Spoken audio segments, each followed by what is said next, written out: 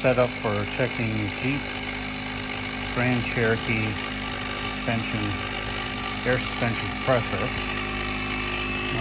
Right now I can control the valve that goes to the tank, which is the upper one. No pressure whatsoever, maybe like half a psi. And if I switch this to the other side,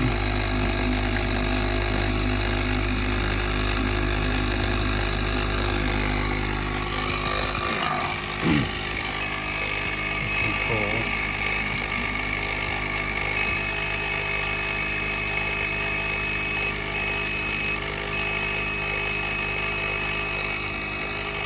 The one going to the valve, which would be putting air pressure out to the bags. Very low output, even though the compressor is running. So if we go over here, shut this off. Terminal 3 down there is going to the valves. And get logged back in here. Terminal 3 is reverse valve unit 1.